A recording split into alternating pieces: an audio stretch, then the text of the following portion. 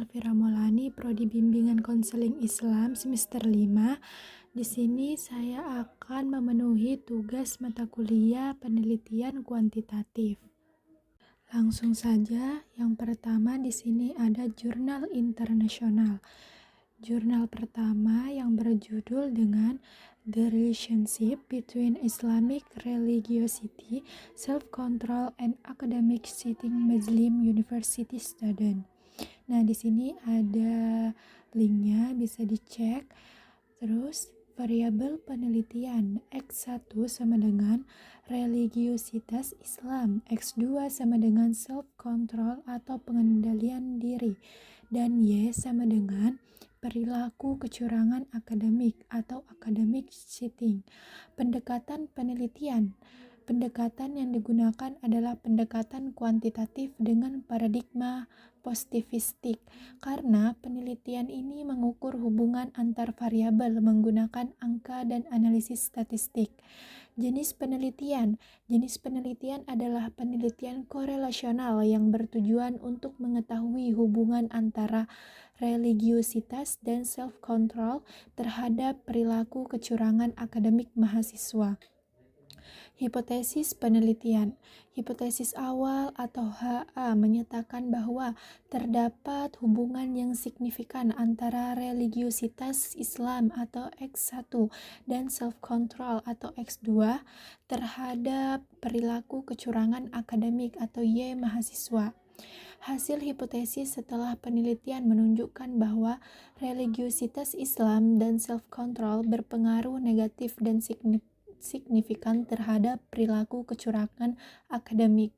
Artinya, semakin tinggi religiositas dan pengendalian diri mahasiswa, maka semakin rendah kecenderungan untuk melakukan kecurangan akademik. Subjek penelitian. Subjek penelitian adalah mahasiswa Muslim di International Islamic University Malaysia dengan jumlah responden sekitar 300 orang. Adapun di sini analisis data. Analisis data dilakukan dengan statistik deskriptif, uji korelasi person, dan analisis regresi linear berganda menggunakan bantuan program SPSS. Pengujian dilakukan pada taraf signifikansi 5%. Selanjutnya ada jurnal 2 yang berjudul Compression of Islamic-Based Mindfulness Therapy and Cognitive Behavioral Therapy on Reducing Anxiety. Nah, di sini ada link, bisa lihat. Terus di bawahnya ada variabel penelitian. X1 sama dengan mindfulness berbasis spiritual Islam, X2 sama dengan cognitive behavioral therapy atau CBT, dan Y sama dengan tingkat kecemasan. Pendekatan penelitian. Pendekatan yang digunakan adalah pendekatan kuantitatif dengan metode eksperimen, karena penelitian ini membandingkan dua perlakuan yang berbeda. Jenis penelitian. Jenis penelitian adalah penelitian komparatif dengan desain kuasi eksperimen dua kelompok perlakuan.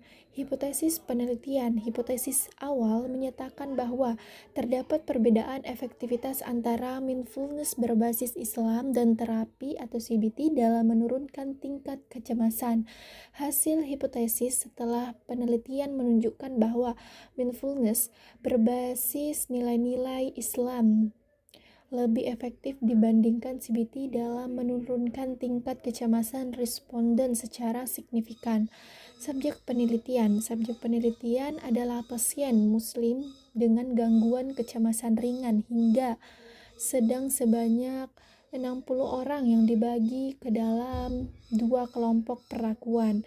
Terus di sini ada analisis data. Analisis data dilakukan menggunakan uji tes independen dan uji ANCOVA untuk melihat perbedaan hasil pre-test dan post-test antar kelompok.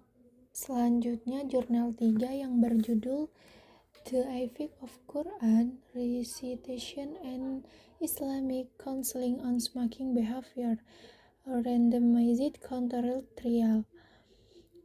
Di Sini ada link, bisa dilihat. Selanjutnya ada variabel penelitian. X1 sama dengan terapi murotal Al-Quran, X2 sama dengan konseling Islam, dan Y sama dengan intensitas merokok. Pendekatan penelitian yang digunakan adalah pendekatan kuantitatif dengan metode eksperimen murni. Jenis penelitian adalah eksperimen murni dengan desain randomized controlled trial atau RCT. Hipotesis awal menyatakan bahwa terapi murotal Al-Quran atau X1 dan konseling Islam X2 berpengaruh signifikan terhadap penurunan intensitas merokok atau Y. Hasil hipotesis setelah penelitian menunjukkan bahwa kombinasi terapi murotal Al-Quran dan konseling Islam terbukti secara signifikan mampu menurunkan intensitas merokok kelompok eksperimen dibandingkan dengan kelompok kontrol. Subjek penelitian adalah perokok aktif muslim dewasa sebanyak 72 orang yang dibagi ke dalam kelompok eksperimen dan kelompok kontrol. Analisis data dilakukan dengan uji T berpasangan, uji T independen, dan analisis efektivitas intervensi. Selanjutnya jurnal nasional. Jurnal pertama judulnya Hubungan Layanan Bimbingan Konseling Islam dengan Prestasi Belajar Siswa SMP. Di sini ada linknya, bisa dilihat. Selanjutnya variabel penelitian. X1 sama dengan layanan bimbingan konseling Islam, X2 sama dengan motivasi belajar, dan Y sama dengan prestasi belajar siswa.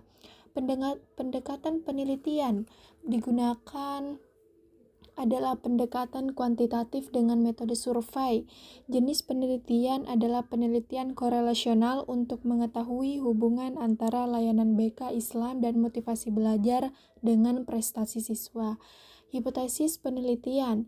Hipotesis awal menyatakan bahwa terdapat hubungan yang signifikan antara layanan bimbingan konseling Islam dan motivasi belajar terhadap prestasi belajar siswa. Hasil hipotesis setelah penelitian menunjukkan bahwa layanan BK Islam dan motivasi belajar memiliki hubungan positif dan signifikan terhadap prestasi belajar siswa. Dan selanjutnya subjek penelitian. Subjek penelitian adalah siswa SMP Islam terpadu dengan jumlah responden sebanyak 85 orang. 85 siswa. Dan di sini ada analisis datanya.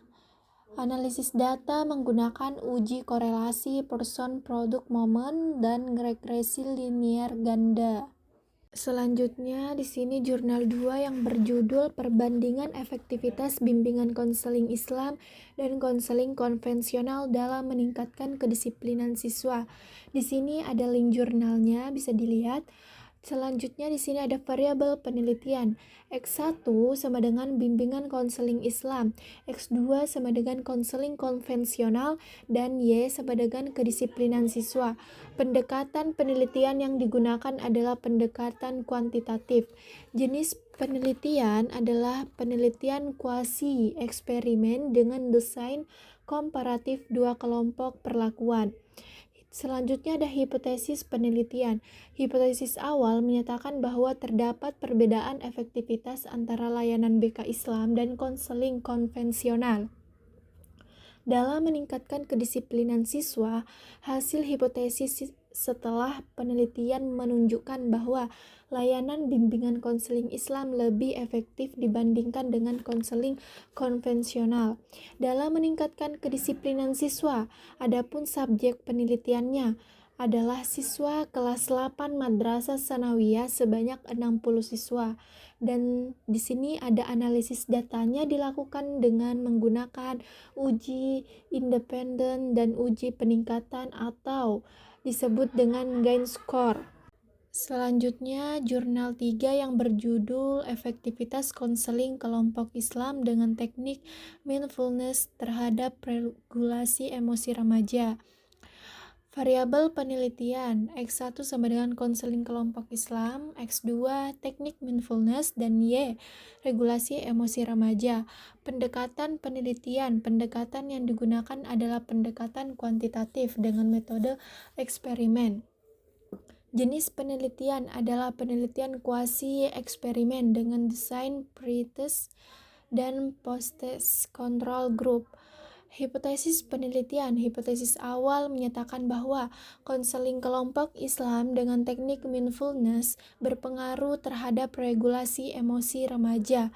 Dan adapun hasil hipotesis setelah penelitian menunjukkan bahwa konseling kelompok Islam berbasis mindfulness terbukti secara signifikan dan meningkatkan regulasi emosi remaja.